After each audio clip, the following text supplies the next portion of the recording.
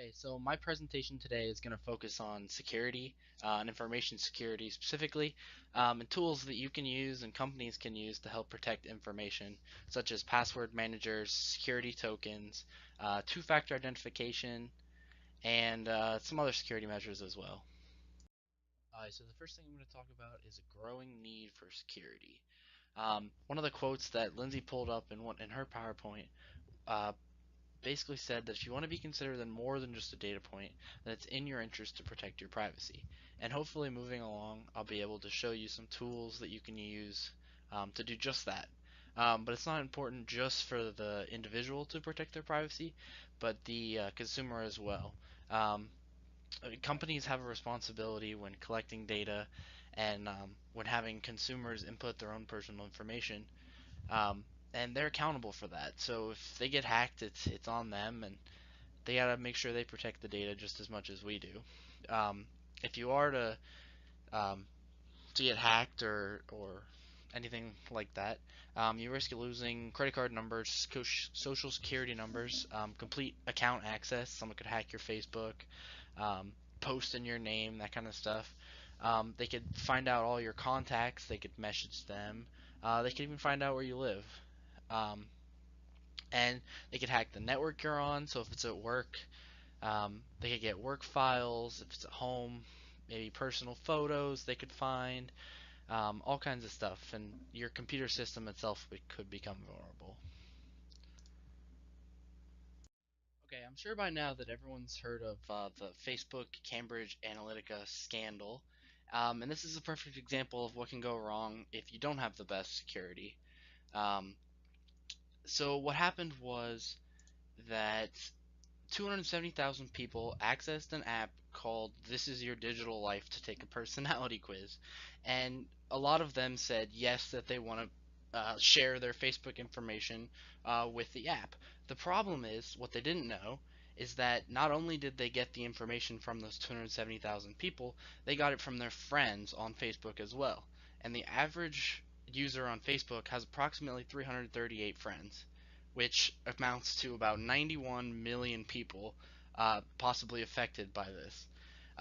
So what the company got, birth dates, anything they ever liked or showed interest in on Facebook. They even got private message conversations between certain users. Um, and so how this happened is the Facebook allows third-party access to information. They say they do not specifically sell information, but they do allow access when requested. And the way this works is that they get the same sort of stuff that the app got and Cambridge Analytica used, such as age, gender, interests, basically anything you put out there, they have access to. It's even noted in a CNN article that'll be shown in the references that advertisers pay more per ad based on how specific the information actually gets that Facebook gives them. And I think the big thing why this scandal blew up is that they got all this information without having any permission whatsoever. So it's just important to be wary about how you deal with passwords and all that kind of stuff when you have access to social media accounts on the internet. First piece of technology we're going to talk about is targeted more towards consumers, and it's apps such as Dashlane and 1Password. What these password managers allow you to do is sync all of your accounts up to this app or one particular app.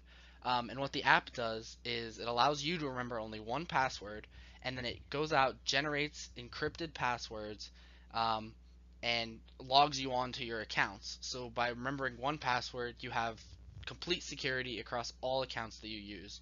And that's kind of the sales pitch they use is, are you forgetting your passwords? Well, of course, it's hard to remember all of them unless you make them all one.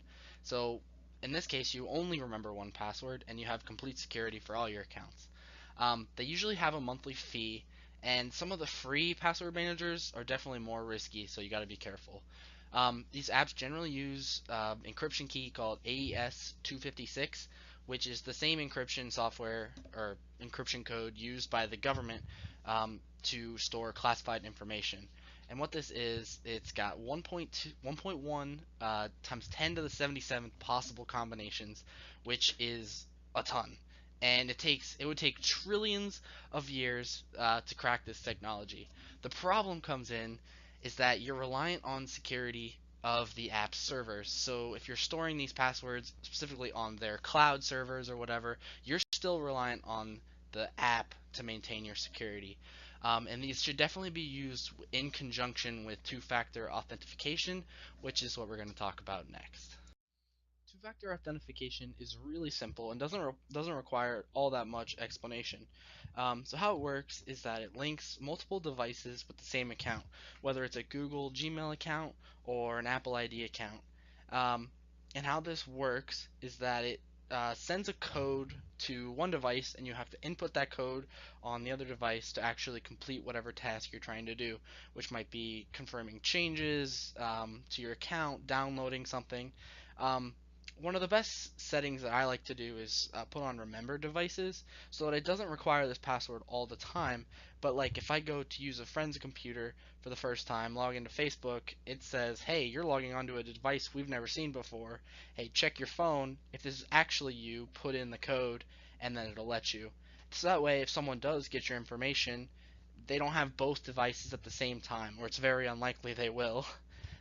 So it's very useful and makes it's a simple way to make all of your devices extremely secure. When I first heard the term security token, it made me think of cryptocurrency because they have utility tokens. I know I've heard of security tokens. The FCC has securities, but that's not what we're going to be talking about. These are physical devices that are essentially the same thing as two-factor authentication that we just talked about. There's disconnected versions and there's direct plug USB devices. Um, Both work similarly in that they generate a code and there's software on the computer that knows exactly what code to expect, and when you enter that code, it lets you into the computer.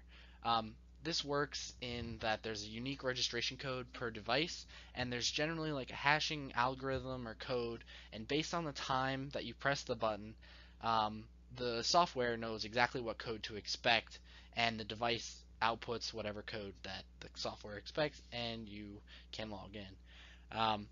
A different type of lock that kind of fits into this category are USB locks. Some computers can be completely locked until you plug in a USB device, say you have it on your keys or something like that. The computer won't work until you plug it in. Or another device is like, say you go to the bathroom and in a public place and you want to leave your laptop. Well, you can use literally a bike style lock, plug it in the keyhole that most laptops have, and you can either use a key or a passcode lock, and it's as simple as that. Uh, your computer won't be able to go anywhere. They could still log onto it though, so you got to be careful.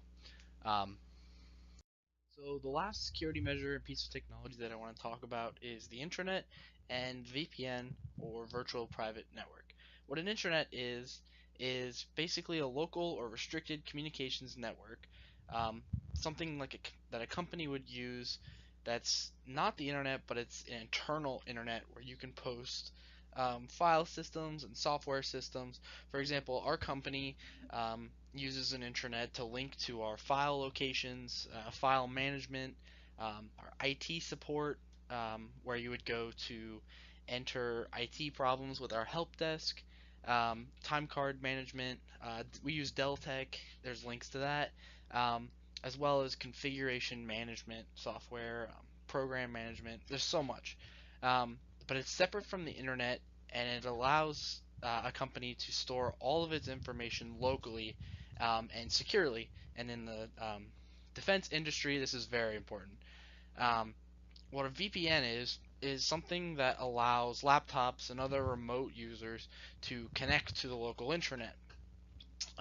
So how this works uh, in our company and other companies, I'm sure, is that the corporate has their own intranet site, which we can link to from our local offices, and then there's a local VPN that is used for laptops and people traveling on business to connect and access our file systems and such away from the office. And lastly, I'd like to talk about the impact of some of these security advancements. So, the ever changing landscape of advancements in technology creates an ebb and flow where um, hackers and scammers are always trying to use new technology in different ways. Security always has to improve and counteract these measurements. Um, Advancements like fingerprint ID and face technology that Apple's just implemented and Android has had for a while um, increase security for the consumers without adding too much ability for the hackers and scammers. Um, so IT security must constantly fight off phishing attacks and better train their employees. What this means is that they need to train their employees not to click on links in random emails, be more alert about who's contacting them, and people who might be trying to elicit information from them in person. The main point is that as companies start to take consumer information security more seriously, it's only bound to improve further. And no one wants a scandal like Facebook. Um, so everyone's going to be advancing their security at probably a pretty rapid pace. Some questions I have for you guys is, do companies like Facebook have a responsibility to maintain the privacy of our information? I'm curious about what kind of security devices or technologies you might use on a daily basis. Um, Whether your company uses an internet or VPN software, and how you feel about password managers, whether they're worth it or you find them too risky. All right, thank you for listening to this presentation, and I look forward to responding to you guys down in the comments.